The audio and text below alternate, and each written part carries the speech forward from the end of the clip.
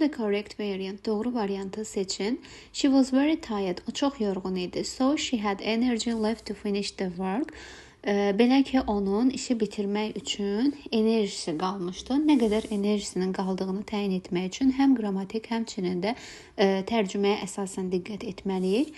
Nöqtələrdən sonra yazılan enerji sözü sayılmayan isim kimi qeyd olunmuşdur və biz many'dən sonra FÜ'dən və ya FÜ'dən sonra sayılan cəm isim qeyd etməliyik deyə artıq A və C variantı yanlışdır.